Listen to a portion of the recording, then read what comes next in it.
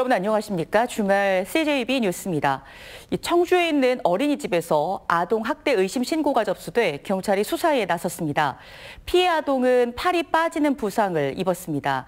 아동의 부모는 여교사가 아이의 손목을 잡고 들어 올리다 벌어진 일이라고 주장하고 있습니다. 진기훈 기자입니다.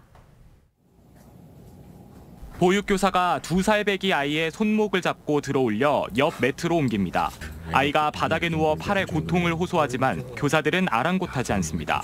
지난 11일 오전 9시 40분쯤 청주에 있는 모 어린이집 CCTV에 잡힌 장면입니다. 그날 오후 아이는 병원에서 응급치료를 받아야 했습니다. 팔이 빠지고 골절이 된 것 같다는 진단을 받았습니다. 아기는 정말 많이 아파서 그렇게 자지러지게 온 걸 텐데 그걸 3시간 동안 어떻게 방치를 한 건지 저는 그 시간이 너무 궁금한 거예요. 어린이집 측은 경찰 조사에서 우는 아이를 다른 아이들과 떼놓으려 손목을 잡고 옮겼다고 진술했습니다. 그러면서 무리한 행위였다는 점을 인정한 걸로 알려졌습니다. 피해 어머니는 학대가 이번이 처음이 아니라고 주장합니다. 지난해 11월부터 아이의 눈 부분이 찢어지는 등 다치는 일이 종종 벌어졌고 입술이 터지는 일이 발생했을 때는 이를 부모에게 알리지 않고 병원에 다녀왔다고 주장했습니다. 잠깐 조금 다쳐서 병원에 잠깐 데리고 갔다는 거예요. 아이 입술이 여기 안에가 찢어졌더라고요. 그래서 병원에 잠깐 데리고 갔다 왔대요. 근데 병원에는 부모인 척하고 진료를 받았어요. 이에 대해 어린이집 측은 아이가 노는 과정에서 다쳤고 어머니에게 연락을 했다며 상반되게 주장하고 있습니다. 경찰은 최근 2달치 CCTV 영상을 확보해 분석하는 한편 해당 여교사를 조만간 불러 조사할 계획입니다. CJB 뉴스 진기훈입니다. 신안의 4개 섬을 육지와 연결한 천사대교가 개통한 지 100일을 맞았습니다. 다리 개통 이후에 무려 130만 명이 다녀가면서 전남 서남권 관광 명소로 떠오르고 있는데요. 하지만 숙박 등의 편의시설과 교통 정체 등은 과제가 되고 있습니다. 광주방송 이동근 기자의 보도입니다. 지난 4월 개통한 신안 앞해도와 암태도를 잇는 천사대교입니다. 국내 4번째 규모의 해상 교량으로 다도해의 아름다운 풍광과 섬의 자태를 한눈에 볼 수 있습니다. 암태와 자은, 팔금, 안좌도 등 4개 섬을 연결한 천사대교는 개통 이후 관광 명소로 자리 잡고 있습니다. 지난 석 달간 천사대교를 오간 차량은 90만 대, 관광객은 130만 명으로 10배 이상 늘었습니다. 섬들도 많고 바다도 많고 이래가지고 다른 세상에 온 것 같이 참 신비롭고 그렇습니다. 주민들도 신바람이 났습니다. 고령화로 움츠렸던 섬마을이 관광객들로 북적이면서 활기가 넘치고 있습니다. 숙박과 음식점 등도 특수를 누리면서 주민들의 소득에도 큰 보탬을 주고 있습니다. 기대 이상의 효과를 지금 봤다고 말할 수 있는데요. 정말 관광객이 옴으로 인해서 열심히 이제 변하고 있구나, 또는 뭐냐면 친절을 베풀어야 되겠구나, 이런 생각으로 달라지고 있습니다. 풀어야 할 과제도 만만치 않습니다. 숙박시설과 식당 등이 부족하고 다리와 연결되는 접속도로가 2차선으로 비좁아 주말과 휴일에는 극심한 교통 정체를 빚고 있습니다. 섬 관광을 차별화할 수 있는 콘텐츠 개발도 시급합니다. 2차로로 돼 있는 것을 4차로나 3차로로 확장할 계획입니다.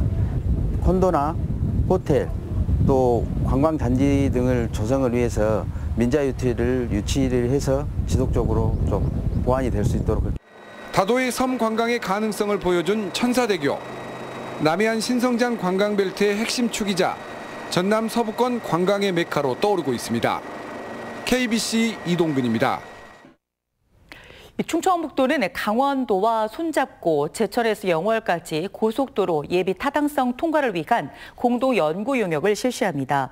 연구 용역은 충북과 강원의 공동 발전과 삼척에서 평택 간 고속도로의 완전 개통을 위해 제천에서 영월까지 고속도로가 건설되어야 한다는 논리를 담을 예정입니다. 제천에서 영월까지 고속도로가 건설되면 단양 지역 관광산업 활성화와 기존 국도의 교통 체증 해소에 도움이 될 전망입니다. 충청북도가 지난 5월 바이오헬스 산업 국가 비전 선포식 이후 후속 대책에 속도를 내고 있습니다.